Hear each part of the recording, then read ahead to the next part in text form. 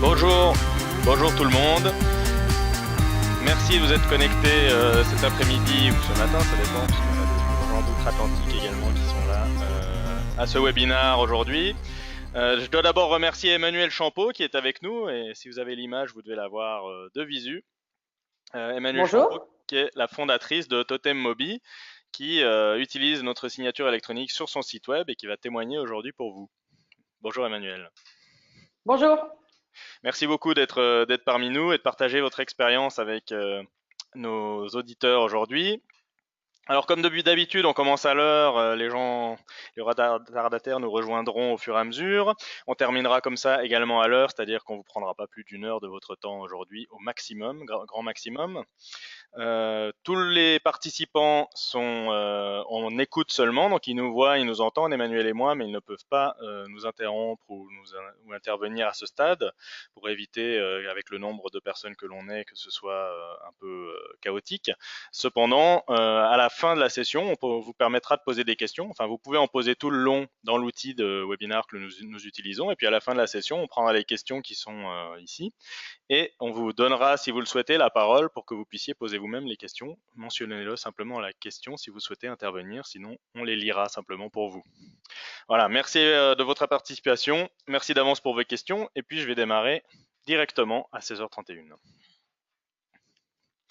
Alors d'abord, je veux juste présenter Kalinda Software, qui est l'éditeur de Cell & Sign, donc la société que je représente aujourd'hui. Moi, je suis Alexandre Mermot, l'un des fondateurs. Kalinda Software existe depuis presque 10 ans et est active depuis toujours dans tout ce qui est solutions logicielles pour améliorer la performance des entreprises et notamment la collaboration et donc la signature électronique. Donc on a de nombreux clients dans de nombreux secteurs qui font signer toutes sortes de documents, que ce soit en face à face sur des tablettes, en ligne sur des sites web comme on va le voir aujourd'hui, ou simplement à distance, par envoi d'un mail qui permet de signer à distance avec une valeur légale, contrairement au contrat scanné par exemple. Voilà, donc vous voyez un panel de nos clients ici sur l'écran. Je vais permettre passer la parole à Emmanuel pour présenter en 2 mots le concept de Totem, qui est vraiment une entreprise super. Emmanuel, vas-y. Donc Totem, c'est de l'autopartage de voitures électriques. C'est ce genre de petites voitures que vous voyez à l'écran, c'est-à-dire uniquement des Twizy de Renault. C'est un quadricycle, c'est pas vraiment une voiture. Le défi de Totem, c'est d'arriver à faire de l'autopartage au prix le plus bas du marché, aussi bien pour les conducteurs que pour les villes qui l'installent. Et donc, on a opté pour ce qu'on appelle l'innovation frugale dans l'économie collaborative. Alors, ça donne quoi? Ça donne des voitures qu'on peut louer pour 1 euro le quart d'heure, ce qui nous place à peu près à un tiers, un quart du prix des concurrents. Totem fonctionne un peu comme Uber, c'est-à-dire que tout passe par une appli. Donc là, je ne sais pas si vous allez voir, mais grosso modo, voilà à peu près l'allure qu'a notre appli. C'est-à-dire qu'on a, vous la voyez à l'écran, là, c'est très bien. Sur cette appli, vous avez des voitures qui ont des couleurs différentes, ça traduit simplement les niveaux de charge. On est ici sur une ville comme Marseille, mais on peut reproduire ça évidemment dans toutes les villes. Sur chaque ville, on a une zone verte, qui est le disque vert que vous voyez, dans laquelle on peut stationner les voitures complètement librement, ce qui nous donne une très grande liberté par rapport à un Autolib ou par rapport à d'autres systèmes d'autopartage, puisque on n'exige pas de la collectivité des places exclusives et on n'exige pas non plus l'installation de bornes de recharge qui sont en général très coûteuses, très longues à mettre en place dans les centres-villes, on va dire, et anciens et saturés, quoi. Et puis, vous avez également des logos d'entreprises qui sont les entreprises qui sont, ou les commerces, ou les lieux qui accueillent du public, campus, etc., tout ce qu'on veut, qui sont en périphérie de la ville. Et par contre, sur ces campus-là, on demande une redevance au propriétaire du foncier pour opérer le service Totem Mobi. Donc, c'est comme s'il avait l'arrêt du bus sur son parking. Voilà. Et donc, ça va permettre à des gens de faire la navette entre le centre-ville et puis l'extérieur de la ville pour 1 euro le quart d'heure. Sans tout inclus. Voilà. Donc, les stations, l'appli et la dernière chose aussi, c'est qu'on arrive à ce prix-là, puisque comme vous voyez, il y a de la publicité sur les voitures et sur le smartphone. Donc, Totem est en fait un vrai média cross-canal qui permet de faire le lien entre l'impact de l'affichage mobile et puis la proximité de l'appli dans la poche. Voilà, en 2 mots. C'est génial, mais dites-moi, Emmanuel, comment ça se fait qu'on puisse se garer n'importe où? C'est vous qui payez les PV? On paye pas les PV, par contre, on paye le stationnement à la ville, à l'année. Ce qui D'accord, vous fait que, avez un par exemple, forfait. vous, voilà, vous allez vous garer et puis bah, le client qui va prendre la voiture derrière vous, aucun de vous deux n'aura à payer le stationnement puisque nous aurons payé à la ville pour l'année. Ça, c'est génial, hein. Bravo. Voilà. Donc, Totem, on a déjà près de 40 voitures à Marseille. On fait 1500 locations tous les mois et 300 abonnés. Voilà. Donc, c'est pas un projet. Ça marche. Ça tourne. Ça roule. Ah, on les voit tous les jours de passer sur le vieux port devant nos bureaux. Bravo. Voilà. Même s'il y a les travaux en ce moment, c'est un peu. Bon, bah Ouais, merci ouais, ouais. beaucoup pour cette introduction. Donc, je reviens sur le sujet du webinaire du jour qui est la signature digitale ou la signature électronique en ligne. Donc, premier point qu'on peut aborder, c'est pourquoi faire de la signature digitale en ligne. Alors, il y a 3 raisons principales pour lesquelles on décide de mettre en place ce type de dispositif. La première raison, c'est l'accélération du business. C'est-à-dire que, en général, quand on fait déjà de la vente en ligne, on a un modèle de croissance très agressif. Et bien là, on va pouvoir vraiment optimiser au maximum le modèle de croissance des ventes du service en ligne. Hein, ça va permettre de vendre plus vite, de livrer plus vite et donc de facturer plus tôt. La deuxième grande raison de le faire, c'est de simplifier. Simplifier aussi bien pour le client, qui va pouvoir plus facilement souscrire à votre service ou s'engager avec vous, mais aussi simplifier en interne dans vos services administratifs qui vont pouvoir être automatisés en grande partie. Et puis le dernier point qui est aussi très important, c'est sécuriser.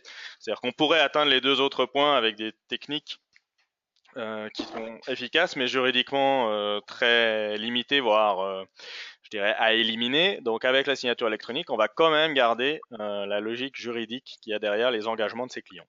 Voilà les raisons pour lesquelles il faut faire ça. Alors pour qui, hein, comment savoir si vous êtes concerné par la signature digitale en ligne? Alors là, j'ai mis quelques points qui vont vous permettre de vous reconnaître le cas échéant. En fait, la signature digitale en ligne est vraiment incontournable si, par exemple, vous vendez des abonnements ou des services récurrents. Bah, le cas de Totem Mobile est tout à fait emblématique à ce sujet, évidemment, puisqu'il y a des abonnés qui ensuite ont le droit de louer ces véhicules à 1 € le quart d'heure. Donc dès le moment où vous avez une prestation récurrente, ça devient tout à fait pertinent de faire ça. Deuxième point, c'est le cas où les clients vous règlent par prélèvement SEPA. Hein, c'est clair que dès le moment où vous avez du paiement récurrent, il y a 2 façons de faire, soit avec la carte bleue ou la carte de crédit, et vous prélevez régulièrement la carte, mais là, il va y avoir déjà des frais bancaires assez élevés. Et puis aussi, dès que la carte va expirer, vous allez avoir des incidents, vous allez devoir réenregistrer une nouvelle carte, et donc il y a des très gros surcoûts administratifs. Alors qu'avec le prélèvement SEPA, si on le combine avec une signature digitale, on peut avoir quelque chose de purement digital, tout comme à la carte bancaire, mais avec une sécurité encore meilleure pour le paiement. Et en plus des coûts moindres.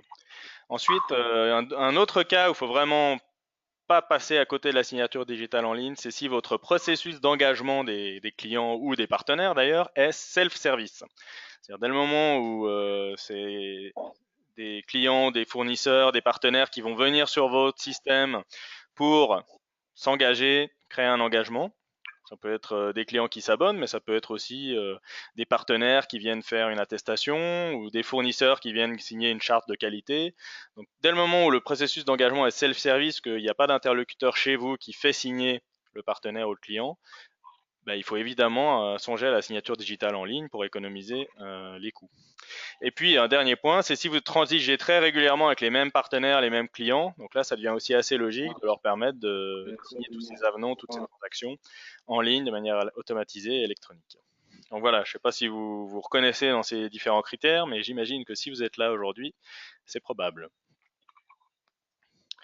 Un dernier point pour la signature digitale en ligne, pour faire signer quel document? Ça découle un peu de ce qu'on a vu avant, bien sûr, mais comme Totem, c'est pour les contrats de service ou d'abonnement, c'est-à-dire d'obtenir l'engagement d'un client non pas sur un achat comme un site de e-commerce où on va juste créer son panier d'achat et puis le payer et puis c'est terminé. Il n'y a pas d'engagement sur la durée. Là, hein, on va abonner quelqu'un ou le faire souscrire à un service récurrent, donc il faut obtenir cet engagement sur la durée. Pour les mandats SEPA, on a déjà évoqué, donc c'est sûr que pour pouvoir prélever légalement un client, il faut qu'il ait signé un mandat SEPA et que vous soyez en mesure de présenter, de produire cette preuve en cas de litige. Donc, évidemment, c'est intéressant de le faire signer électroniquement. Pour les conditions générales aussi, ça c'est un point où il y a souvent des litiges, et c'est vrai qu'on a tendance parfois à négliger la possibilité de prouver d'une part l'accord du client sur les conditions générales, en particulier si ce sont des particuliers d'ailleurs. Eh bien, c'est encore plus critique de pouvoir démontrer que le client a bien eu les bonnes conditions générales, et aussi de prouver leur contenu, parce que les conditions générales étant amenées à évoluer régulièrement, en cas de litige, on va se retrouver devant le juge avec plusieurs versions de conditions générales, ce qui ne fait pas très sérieux, alors qu'évidemment ici on va faire signer une version, la version précise des conditions générales auxquelles le client souscrit au moment où il souscrit, et on va pouvoir prouver des années plus tard que c'était bien ça qui était écrit. Et enfin, tout ce qui est formalité administrative pour automatiser les processus, les attestations, etc. Donc voilà, j'espère qu'on rentre dans ce que vous aviez dans votre projet, et puis que vous allez trouver ici des réponses à vos questions. Je vous rappelle que vous pouvez poser des questions dans le système, qu'on les prendra à la fin, sauf si elles sont urgentes, auquel cas on interrompra la session. Alors, d'habitude, avant d'avoir recours à la signature en ligne, il y a des approches traditionnelles. Donc, évidemment, l'approche la plus classique qui a l'avantage d'être juridiquement éprouvée, c'est le papier. Donc, évidemment, pour tout ce qui est processus en ligne, le papier, il y a un très mauvais taux de transformation, hein, puisque ça veut dire qu'on demande au client d'aller sur le site, de télécharger ou de compléter le formulaire papier, mais en tout cas, à un moment donné, de l'imprimer et l'envoyer par courrier une fois signé. Alors, évidemment, ça crée des obstacles qui ne sont pas très motivants pour le souscripteur. C'est lent, c'est-à-dire que le client qui veut souscrire aujourd'hui, c'est peut-être parce qu'il veut louer une voiture aujourd'hui. Et là, on va devoir le faire attendre plusieurs jours le temps de traiter la transaction. C'est coûteux, en tout cas dans certains cas, ça dépend qui paye, hein, mais c'est forcément coûteux pour quelqu'un. Et un dernier inconvénient, tout ce qui est business digital, c'est que le papier donne pas de visibilité. C'est-à-dire qu'au moment où quelqu'un vient sur le site télécharger le dossier de souscription, vous savez pas qui il est, vous savez pas qui l'a fait, vous savez à peine combien il y en a eu. Hein. Alors qu'à partir du moment où on fait de la signature en ligne, dès le départ, on va pouvoir tracer les prospects, et donc même s'ils vont pas jusqu'à la signature, ça reste des prospects identifiés, ce qui n'est pas le cas pour le papier. Une autre solution qui est souvent utilisée, c'est la case à cocher, ou éventuellement le paiement en ligne. Donc les avantages, c'est que c'est vraiment dématérialisé, mais les inconvénients, c'est que ça permet pas de prouver l'engagement. Juridiquement parlant, c'est très limité, c'est-à-dire qu'on peut pas se prémunir des litiges. C'est-à-dire qu'à partir du moment où le client a coché une case, on peut rien prouver au juge sur ce qu'il y avait écrit derrière cette case. Ça permet pas non plus d'avoir des preuves du fait que le client a coché et du contenu qu'il y avait derrière la case. Et puis, en particulier, pour les mandats CEPA, ça ne permet pas d'obtenir un mandat valable juridiquement qui permette de prélever le client. Donc, ça élimine un mode de paiement. Voilà, donc Emmanuel, vous étiez dans quel mode, vous, avant de passer à Sell & Sign? Alors, nous, on était papier. On était papier avec en plus des pièces à envoyer. Donc déjà, il y avait 3 pages de papier. Il fallait aller à la poste parce qu'évidemment, c'était trop lourd pour le timbre standard. Il fallait la photocopie du permis de conduire, il fallait la photocopie du... Enfin bon, bref, c'était l'usine à gaz. En général, quand ça arrivait, il en manquait toujours au moins un. Évidemment, les gens, ils étaient super contents que... Enfin, ça prenait 15 jours. Quoi. Voilà, enregistrer ouais. Quelqu'un. Avec un peu de perte en ligne, comme on dit. Voilà. Très bien. Alors, parlez-nous, Emmanuel, un peu du modèle économique d'Autotem pour qu'on puisse voir quelle est l'importance de ces abonnements dans votre modèle. Ouais. Donc, Totem, ben voilà, on voit ici la répartition du chiffre d'affaires. Les abonnés, ce qu'on appelle les abonnés, c'est vraiment monsieur et madame tout le monde hein, qui décident, voilà, ah bah tiens, j'ai vu des voitures dans la rue, elles ont l'air rigolotes, ça a l'air pratique. J'ai vu qu'il y avait marqué 1 € le quart d'heure à l'arrière, ça m'intéresse. Donc, toc toc, je tape, je pianote et je vais sur Totem. Et là, ce canal-là de chiffre d'affaires, c'est 50% de notre chiffre d'affaires. C'est même plus important que ça, puisque comme vous le voyez, on a à peu près un quart de nos revenus qui sont basés sur la publicité. Et pour quiconque a travaillé un petit peu dans la pub, il sait que ce qui fait la valeur d'un média, c'est son audience. Et ce qui fait l'audience, c'est le nombre de conducteurs. Donc, on peut même dire qu'on a les 3/4 de nos revenus en fait qui sont directement liés à l'audience et à la tribu qu'on va créer. Hein. Nous, chez Totem, on appelle ça notre tribu. Notre tribu de pionniers est extrêmement importante.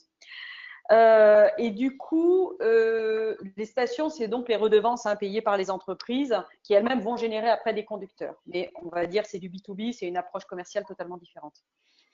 Ok, donc c'est pour ça que la signature des abonnements et des mandats SEPA en ligne est critique dans votre business. Exactement. Alors, première chose, moi, à chaque fois que j'ai parlé avec des avocats, ils m'ont dit, oh, yo, yo, yo, yo. En gros, tu peux faire ta vie comme tu veux en B2B, mais dès que tu touches au B2C, attention, l'entreprise n'a jamais raison. Donc, ça veut dire que même un client de mauvaise foi, etc., on lui donnera toujours raison dans les lois commerciales. Donc, nous, on avait effectivement le besoin, puisque le principe, c'est que nos clients, une fois abonnés, réservent les voitures au rythme où ils en ont besoin. Et à la fin du mois, c'est comme le téléphone. On vous envoie la facture et on effectue le prélèvement une semaine après. Donc, on a l'obligation d'avoir une autorisation SEPA et donc un RIB. Ensuite, la deuxième chose, donc ça fait déjà 2 éléments. Hein. Un papier à signer, le SEPA, un papier à envoyer, le RIB, évidemment le permis de conduire, les conditions générales de vente, bon, même si on l'écrit encore 0,5, voilà, ça fait 2 pages. Hein, voilà. Et puis le bulletin d'abonnement. Bon, donc on en est à 5 pages. Bon, bref, usine à gaz. Et c'est pour ça donc qu'on s'est tourné vers Calinda et vers sa solution pour pouvoir faire vraiment 2 choses. D'une part,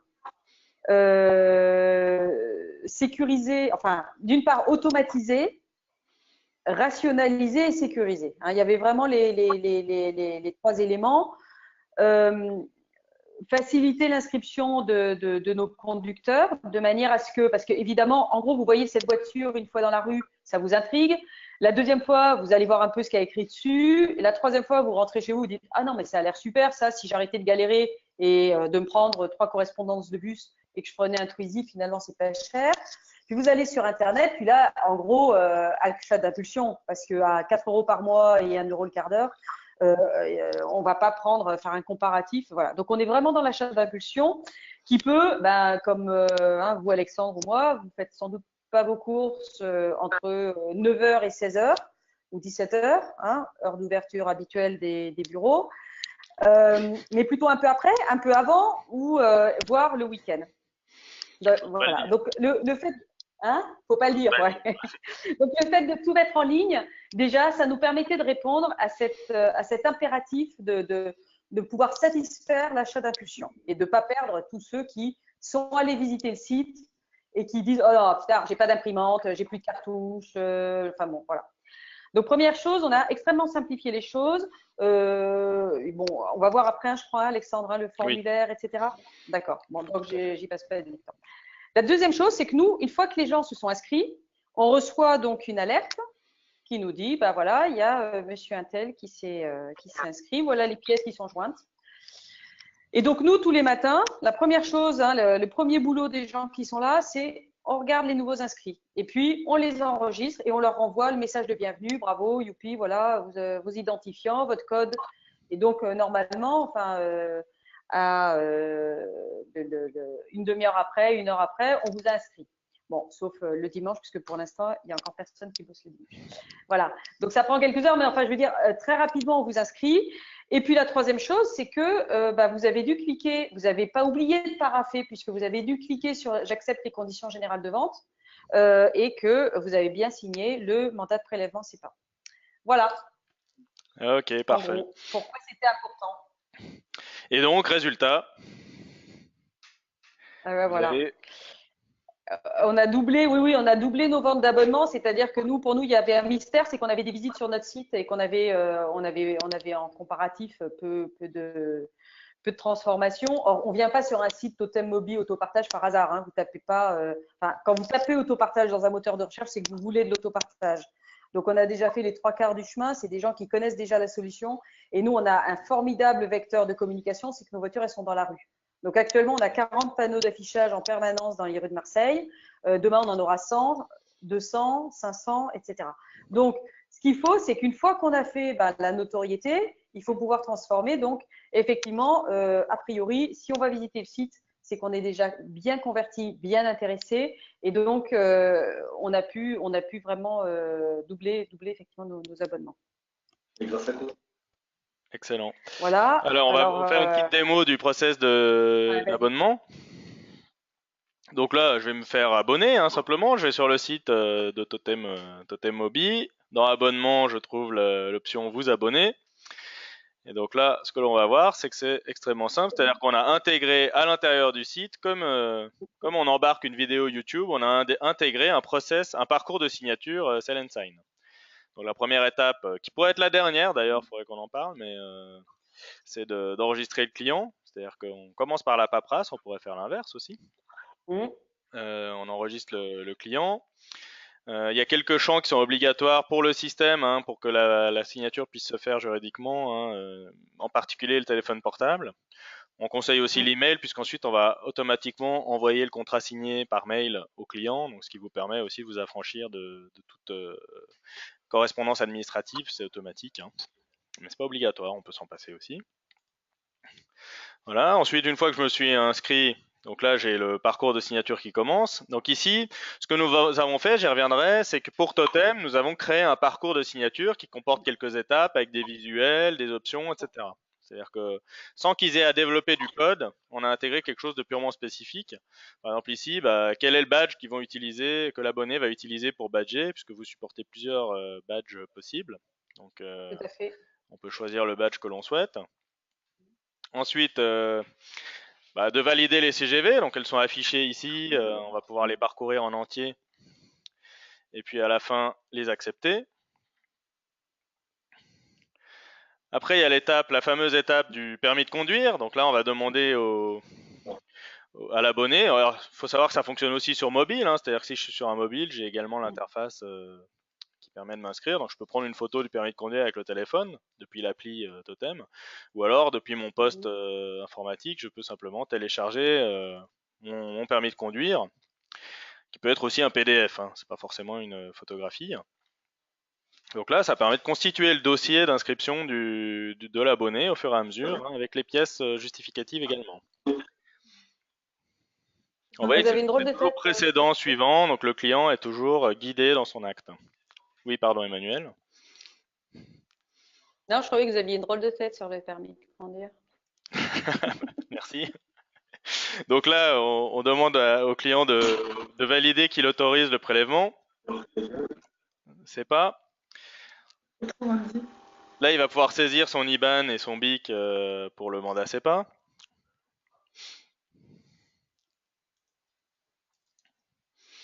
Voilà, vous voyez qu'on fait vraiment étape par étape pour que ça reste extrêmement simple pour les abonnés. Là, on demande donc le justificatif du RIB. Alors, il y a certains opérateurs qui ne demandent pas le RIB, hein, et qui font signer des mandats CEPA sans qu'on nécessairement on joigne le RIB. D'autres, par prudence, le demandent. Voilà, et là on arrive à la fin, c'est-à-dire à la signature. C'est-à-dire qu'ici je vais pouvoir, en tant qu'abonné, de nouvel abonné, relire le contrat et en particulier le mandat CEPA qui va autoriser Totem à prélever mon compte pour les abonnements et pour les locations que je fais chaque mois. Donc, je vais pouvoir le relire ici et puis cliquer sur le bouton signer pour le signer. Donc au moment où je clique sur le bouton signer, en fait, on m'indique que je vais recevoir un SMS avec le code à usage unique. Et donc là, sur mon téléphone, que j'ai saisi au début, hein, on retrouve le numéro ici, si vous voulez m'appeler pour commander une licence, c'est ça. Eh bien, vous allez voir qu'on peut, je vais recevoir en fait un code SMS comme quand on fait un virement bancaire, hein. Voilà, je retrouve sur mon mobile, je ne sais pas si vous voyez, j'ai reçu un code SMS à 6 chiffres qui est valable seulement quelques minutes et qui va permettre de faire le lien entre ma personne physique qui a un abonnement de mobile qui est relié à un numéro et l'internaute qui est en train de s'abonner. Je ne vais pas m'abonner à Totem là tout de suite, mais il suffirait que je saisisse ce numéro-là pour m'abonner et ensuite je vais recevoir le contrat signé dans ma boîte mail.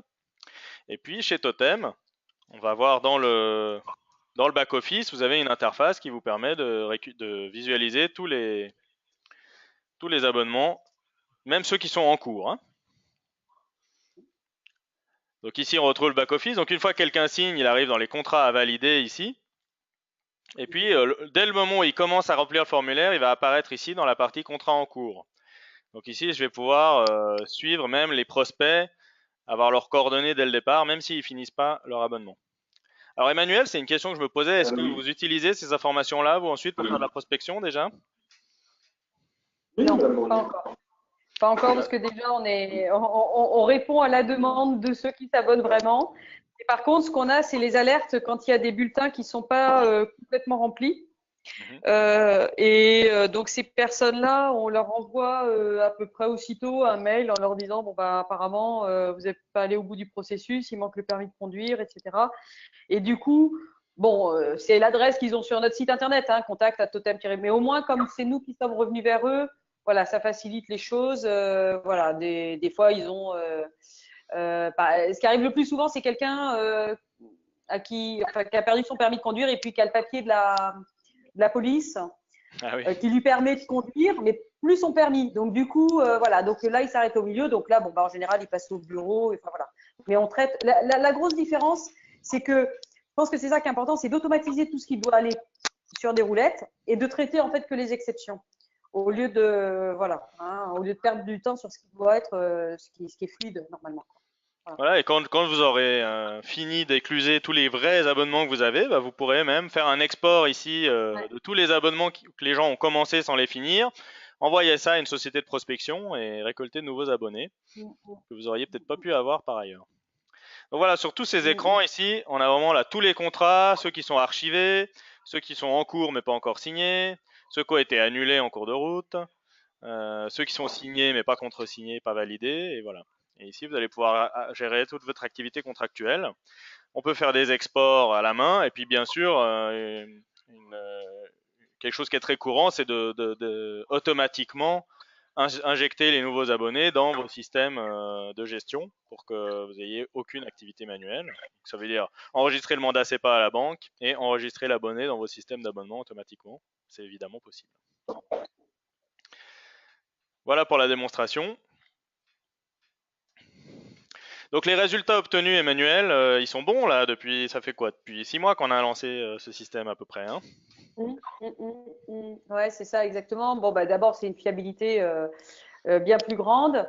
Donc les abonnements effectivement qui ont augmenté, hein, on perd beaucoup moins de clients qui viennent nous visiter. Et je pense encore qu'on n'a rien vu parce que nous on est plutôt dans la basse saison, hein, on est quand même sur des voitures un peu spartiates. On n'a pas fait de publicité, pas de communication depuis 6 mois, donc je crois qu'on a mis ça en place en octobre, hein, octobre ou novembre. Donc effectivement en plein au début de l'hiver, ce qui est pour nous plutôt la moins bonne saison.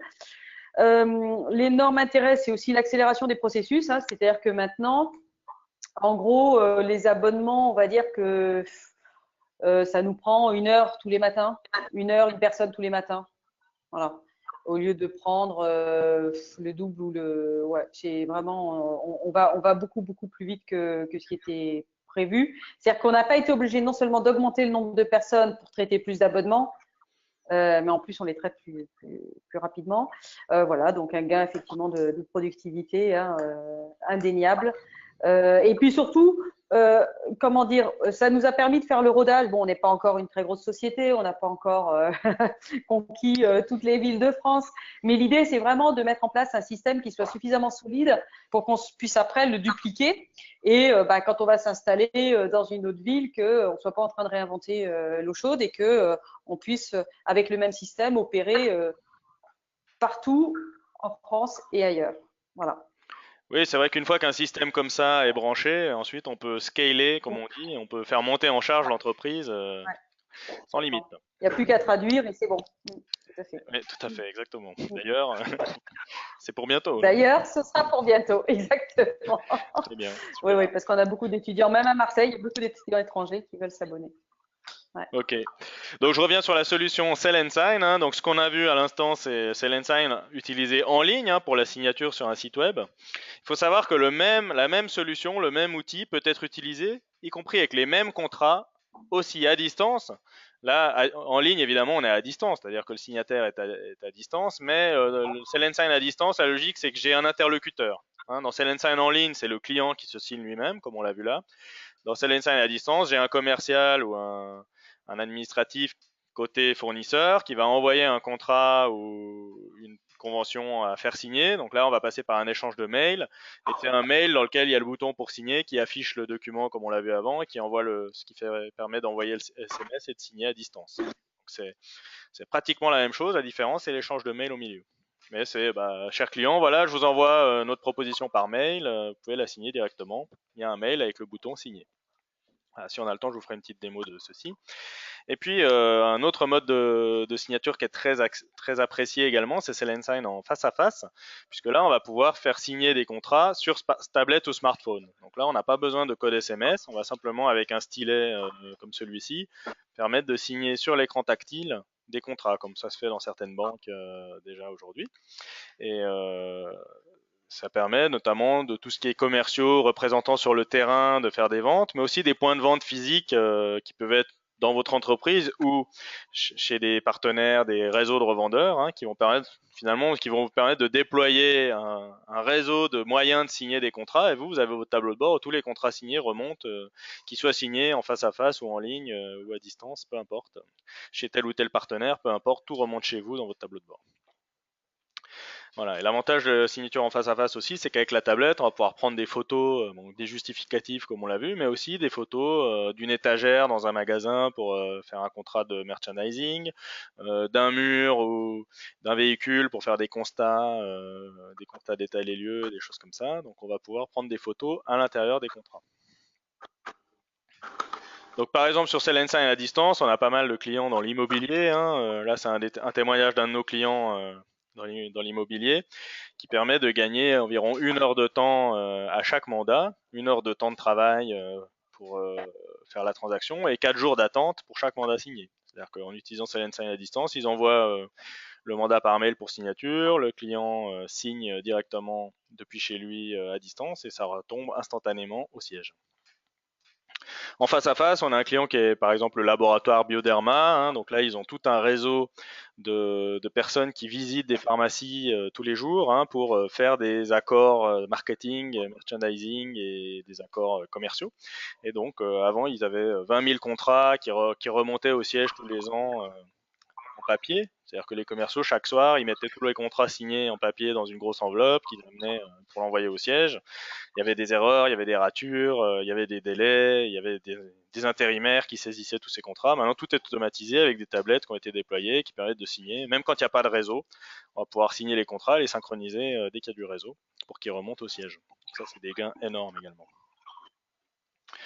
Alors, j'ai pensé qu'il était utile de faire une petite page juridique sur la signature électronique, puisque c'est souvent un point important, les gens ne sont pas tous familiers. C'est une loi qui existe quand même depuis l'an 2000, donc c'est pas récent, ça fait 16 ans que la loi sur la signature existe en France.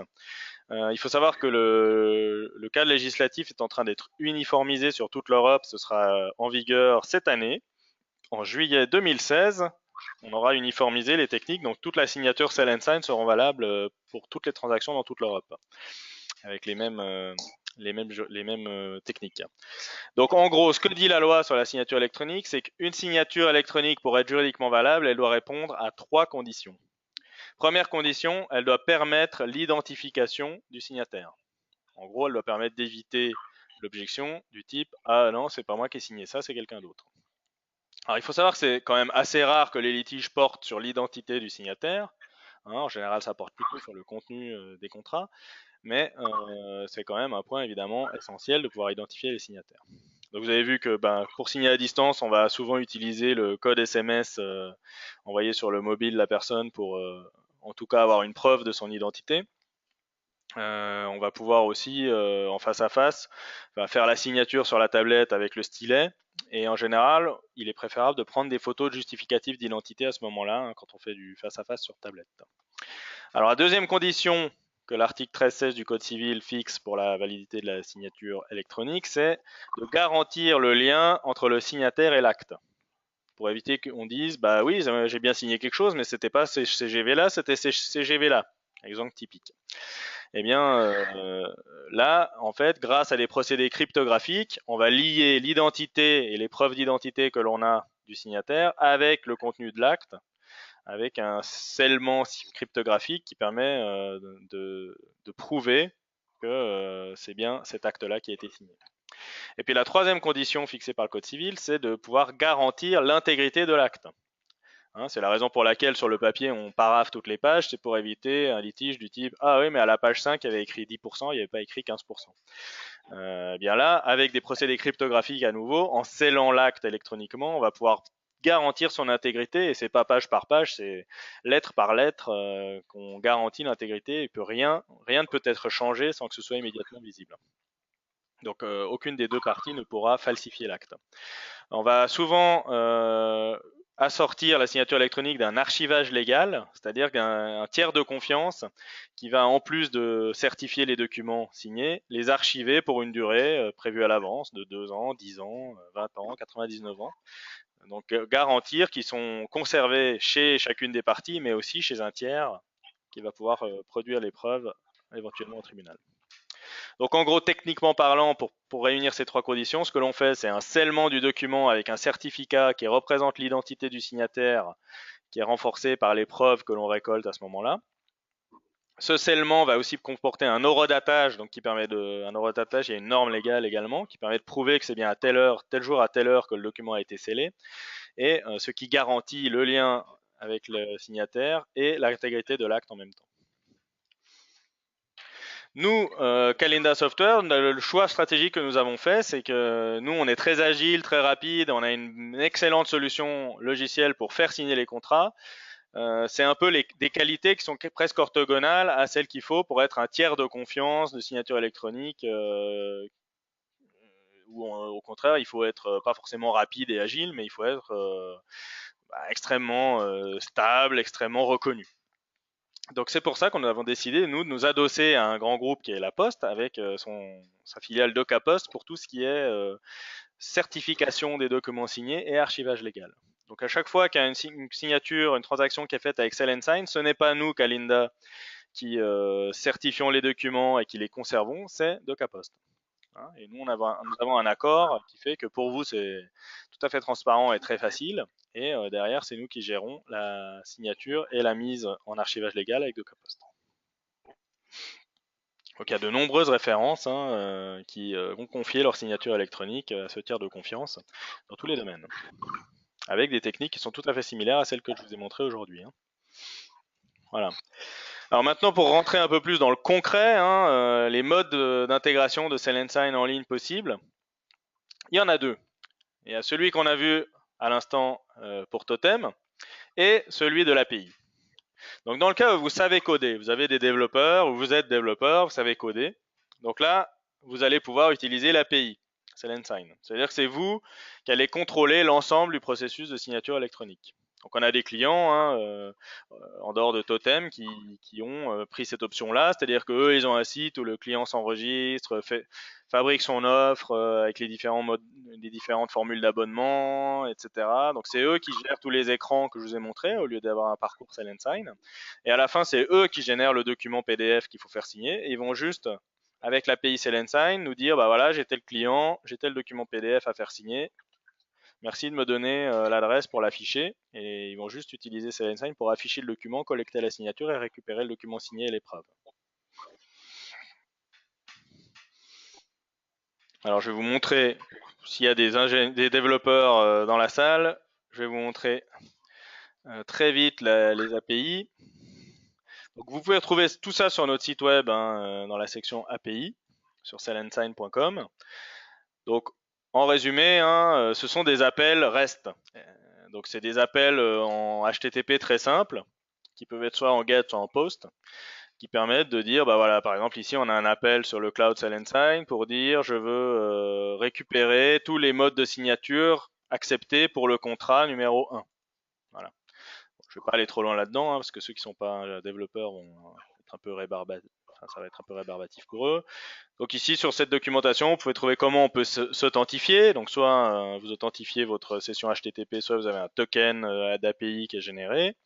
Et là ensuite, il y a l'API pour créer le client, définir les signataires, créer le contrat à faire signer, envoyer le PDF associé au contrat, ensuite afficher la page de signature au signataire, C'est là qu'on va récolter le SMS, le code SMS comme on l'a vu avant, et puis à la fin pour récupérer les résultats de la transaction. C'est tout simple. Donc je vous montre simplement un appel ici, c'est-à-dire que là, si je fais un appel où je dis je veux voir le contrat numéro 19231, et donc voilà, le résultat c'est ça. Hein. Donc c'est pour les développeurs un package JSON où je retrouve donc l'identifiant du contrat, la date de signature, l'adresse email du commercial qui a fait signer le contrat, le fait qu'il est closed, il est terminé ou pas, l'identifiant de transaction chez le tiers de confiance, le statut du contrat archivé, le modèle de contrat qui a été utilisé, etc., etc. Donc vous voyez que, enfin même avec mon navigateur, je peux tester les API, utiliser les API pour voir si les appels fonctionnent, pour peu que je sois authentifié.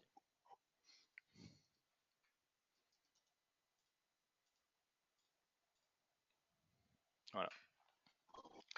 Bon, je passe rapidement là-dessus puisque c'est pas tout à fait intelligible pour tout le monde. Mais c'est pour vous montrer que vous pouvez tout faire. Hein. Créer, retrouver un client, créer ou retrouver un contrat aussi. Vous pouvez le provisionner à un moment donné. Et puis si le client il a rempli son panier, il est reparti, puis le lendemain il revient, vous pouvez retrouver le contrat et le client dans Salensign. Ensuite, si c'est vous qui générez le PDF à faire signer, ben, vous allez pouvoir uploader le PDF, dire à Salensign, ben, voilà le document que je veux faire signer. Un autre cas possible, c'est le cas où on a un contrat type qui est enregistré dans Salensign avec des options qui peuvent varier. Et donc, vous allez juste dire, bah voilà, je veux le contrat type, mandat c'est pas, et l'IBAN c'est ça, le BIC c'est ça. Donc là, vous n'avez pas besoin de générer le document. Ensuite, vous ajoutez éventuellement des pièces annexes, des pièces jointes au contrat. Vous pouvez définir les signataires et les modes de signature, puisqu'on peut avoir un seul signataire, comme on l'a vu, mais il peut y avoir aussi beaucoup de signataires dans un même contrat. On peut avoir des signataires en face à face, des signataires à distance sur le même contrat. Ensuite, vous affichez le contrat pour signature ou l'envoyer sur une tablette pour signer en face à face ou l'envoyer par mail au signataire. Ça, c'est un appel d'API également.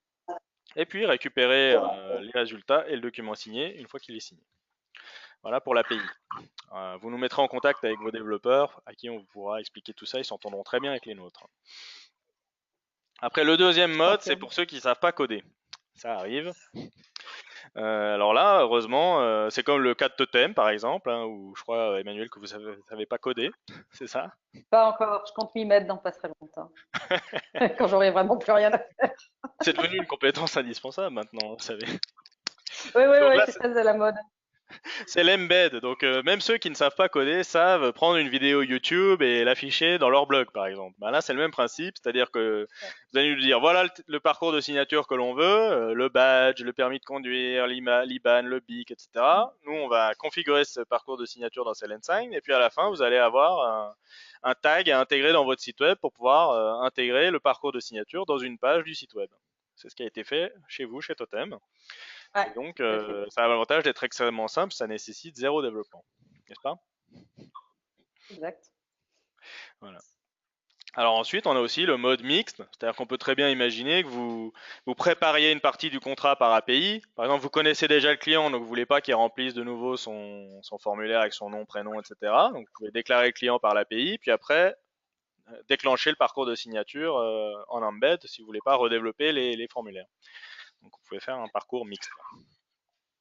Alors pour les parcours embed, en fait, donc l'idée c'est que ça va fonctionner aussi bien en ligne, comme on l'a vu, qu'en face à face sur une tablette ou à distance. Par exemple, si vous avec Totem vous faites un salon ou la foire de Marseille, vous avez un stand, bah, vous pourrez faire signer les contrats d'abonnement Totem que vous avez sur votre site web sur vos tablettes en face à face, parce qu'ils sont intégrés dans Salensign. Et l'idée c'est qu'on a du standard qui est l'inscription du client ou le fait de retrouver le client dans la base client si c'est déjà enregistré. Le parcours personnalisé, donc là on va vraiment configurer les différentes pages, les différentes questions qu'il faut poser au signataire, les pièces qu'il faut demander, etc. Ça c'est du personnalisé. Et à la fin, tout le reste est du standard. Donc à partir du parcours, on génère le PDF, c'est du standard. On collecte les signatures, c'est du standard. On fait la certification, l'horodatage et l'archivage légal, c'est du standard. On envoie le contrat signé au signataire, c'est du standard. Il y a le back-office qui vous permet de suivre les contrats et de les valider, c'est du standard. Et tout ce qui est intégration au système d'information par les API est standard. Et du coup, en intégrant une fois un parcours de signature, il va être disponible en ligne, en face à face ou à distance, et sur iOS, sur un iPad, sur Android, sur Windows pour fonctionner en mode déconnecté ou en web. Voilà. Donc on a vraiment une plateforme qui permet d'intégrer tous vos parcours métiers de signature électronique facilement, faire tous les modes de signature. Et c'est pas cher en plus. Donc si vous avez seulement des contrats à distance, on est à 9,90 par mois pour signer tous vos contrats par mail. En face à face, offline, donc sans réseau, 39,90 par mois par utilisateur pour signer sans réseau les contrats sur iOS, Android ou Windows. Et puis si vous êtes sur un site web en ligne, donc là on est à 99,90 par mois pour intégrer sur un site web la signature en ligne comme on l'a vu. Et ensuite, les transactions avec le tiers de confiance sont à partir de 1,33 € par transaction. Voilà, genre je crois qu'il est, quelle heure est-il? 17h16, donc il nous reste seulement 14 minutes pour être dans les temps. Donc je crois qu'il y a quelques questions qui ont été posées. Donc je vous propose d'aller tout de suite répondre à vos questions. Si vous en avez d'autres, des questions, n'hésitez pas à les poser dans l'onglet de questions de GoToWebinar, de manière à ce qu'on puisse y répondre. Profitez de la présence d'Emmanuel Champeau aujourd'hui, de Totem, pour poser les questions. Alors il y a une question ici qui a été posée, que la solution que nous voyons est-elle portée par Contralia, la solution d'Ocapost? Donc oui, comme je l'ai expliqué tout à l'heure, enfin elle n'est pas portée par Contralia puisqu'elle est portée par Sell & Sign. C'est vraiment Sell & Sign qui présente le parcours de signature, qui collecte les signatures et qui gère le back-office. Donc tout ce qui est logiciel qu'on a vu aujourd'hui est Sell & Sign. Par contre, la certification, le redatage et l'archivage légal sont portés par Docapost du groupe La Poste. Tout à fait. Est-ce que vous aviez une question peu précise sur ce sujet? N'hésitez pas à la poser.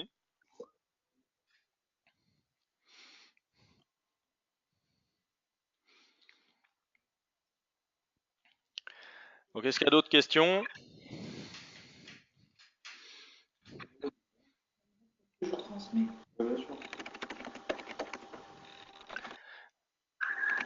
Alors, une autre question qui est, est-ce que l'on peut signer des assemblées générales, donc des PV d'assemblée générale?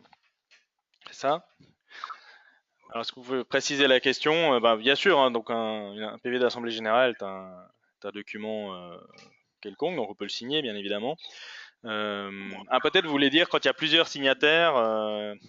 Donc déjà, premier point sur un PV d'assemblée, effectivement, il y a beaucoup de signataires. Donc oui, on peut gérer autant de signataires que l'on veut sur un acte. Et un autre point intéressant, c'est que de plus en plus, les réunions, les formations, les assemblées vont se faire dans un mode mixte. C'est-à-dire qu'il y a des participants qui vont être à distance, d'autres participants qui vont être en face à face, c'est-à-dire dans la pièce, quoi. C'est-à-dire typiquement, enfin ici, nous, chez Calinda, quand on fait une assemblée générale, il y a certains actionnaires qui sont ici au siège et d'autres actionnaires qui sont au téléphone dans la pieuvre, comme on dit.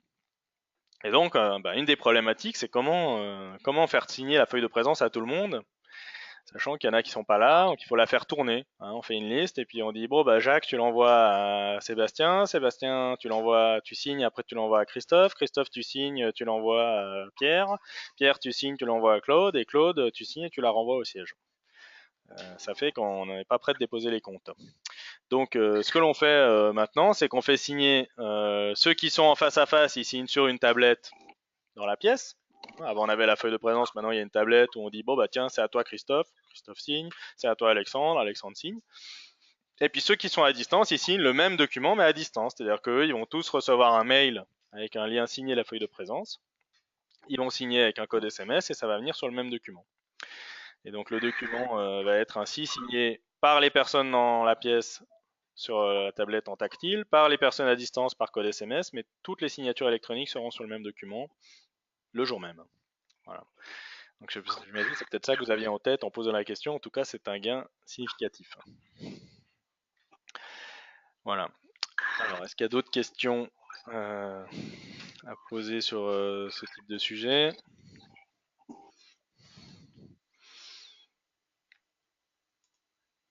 Ah oui, non seulement on personnalise avec le logo. Ah, c'est ça la question, est-ce qu'on peut personnaliser avec le logo de l'entreprise? Ouais. C'est ça? Ouais. Bah, non seulement avec le logo, mais même avec toute le. Enfin, je me souviens que ça a été une négo, parce que moi, je voulais pas qu'on. Enfin, évidemment, je voulais qu'on soit. C'est important qu'on soit dans l'univers de Totem. Enfin, Kalinda, je suis désolée, mais c'est pas avec Kalinda que le conducteur ici. Donc, il fallait. C'est pour ça qu'on a mis nos différentes photos, sur. Et on voit comme ça les différentes voitures qui ont été habillées par les annonceurs là au cours de l'année. Il va falloir un peu rafraîchir d'ailleurs, on en a des petites nouvelles sympas. Ah bah ouais. Donc, voilà, ouais, il faudra en changer quelques-unes. Voilà, non, ça c'est super parce qu'effectivement on est bien dans l'univers de Totem, quoi. Ça c'est important. Ok, ouais. Ouais, effectivement, ça c'est vrai que j'ai pas précisé. C'est vrai que ça s'est bien vu dans la démo. L'idée des parcours de signature, c'est qu'ils soient totalement personnalisés, aussi bien sur le fond, sur les questions que l'on pose, que sur la forme, c'est-à-dire les visuels, les couleurs, etc. Tout à fait. Alors une autre question le sur le excusez-moi, attendez, je lis la question. Ah, j'ai pas compris en fait. J'ai pas compris la question là. Ah, oui, le document, comment voit-on la signature? Ouais, c'est vrai que j'ai peut-être pas montré ça. Ouais, il faut que je vous montre quelque chose. Donc, il faut que je vous montre quelque chose qui est comment se présente le document une fois signé. C'est ça la question en fait. Qu'est-ce qu'on a une fois que le document est signé? Qu'est-ce qu'on a comme élément matériel? C'est vrai qu'on n'a pas été aussi loin, on n'a pas ouvert le PDF. Donc, une fois que les documents sont signés, ils arrivent dans les contrats archivés ici. Donc, par exemple, ici, on a un état des lieux qui a été signé où il y a 54 options. L'état du sol dans telle pièce, l'état des équipements dans telle pièce, etc. Il y a des photos et ainsi de suite. Et une fois que le locataire signe l'état des lieux, qu'est-ce qu'on obtient dans le back-office? Allons voir. Donc évidemment, on a les différents justificatifs et les photos. Et puis, on va retrouver aussi deux boutons ici, télécharger le document signé et télécharger les preuves dans le back-office. Donc en téléchargeant le document signé, je vais pouvoir vous montrer qu'est-ce qui matérialise les signatures électroniques. Donc ce qui est important ici, c'est d'utiliser le logiciel officiel pour lire les PDF, qui est Adobe Reader, voilà, Acrobat Reader. Il change le nom toutes les 2 semaines, maintenant ça s'appelle de nouveau Acrobat Reader. Et donc ici, on va retrouver le document qui a été complété grâce au parcours de signature Sign and Sign. Et vous voyez qu'ici, il y a un bandeau bleu qui s'affiche, qui va me dire si le document est signé ou non. D'accord. Donc là, comme il s'agit d'un document de test, évidemment, il me dit attention, la signature n'est pas valable puisque c'est juste une démonstration, c'est pas un vrai contrat. Mais si c'est un vrai contrat, il va me dire ici dans le bandeau bleu, ce document a été signé, est valable juridiquement, les certificats sont validés. D'accord. Donc ici, vous voyez qu'à l'intérieur du document, en plus de ce bandeau bleu et de ce bouton qui me permet de voir les signatures électroniques qui ont été effectuées sur le document, à l'intérieur du document, je vais également pouvoir ajouter des pavés de signature, de matérialiser, de rendre visibles les signatures des différents signataires, la signature du fournisseur éventuellement, et pas le sceau du tiers de confiance. Ça, c'est un élément qu'on peut ajouter pour donner confiance dans le document électronique. Un sceau de poste qui permet d'afficher le numéro de transaction chez Docapost et de donner confiance dans le document Docapost. Donc voilà comment on identifie que si le document est signé électroniquement. C'est grâce à ce bandeau bleu qui s'affiche quand on ouvre sous le Reader, qui donne les détails des signatures, de qui est signé avec quel certificat. Voilà. Eh ben. Ouais. Alors, y a-t-il d'autres questions? Je crois que nous en touchons donc à la fin de cette session. Donc, je veux dire merci à tous les participants et surtout à vous, Emmanuel, d'avoir participé à ce webinaire aujourd'hui. Je pense que c'est votre expérience utile pour tous ceux qui veulent mettre en place la signature digitale en ligne. Merci à tous qui sont connectés, qui ont suivi avec attention ce webinaire. Je vous affiche ici les coordonnées de notre sales manager, Alexandre Bouzot, que vous pouvez appeler directement sur son mobile ou à qui vous pouvez envoyer un mail pour qu'il puisse vous proposer une solution si vous avez besoin d'ajouter de la signature en ligne dans votre site web ou en face à face ou à distance d'ailleurs. Mes coordonnées, vous les avez aussi dans les mails d'invitation que vous avez reçus pour ce webinaire. Et si vous souhaitez être mis en contact avec Emmanuel Champeau, dites-le moi simplement et puis on fera la mise en relation si vous souhaitez approfondir le retour d'expérience. Merci beaucoup Emmanuel. Bientôt. Merci et à très bientôt. Au revoir.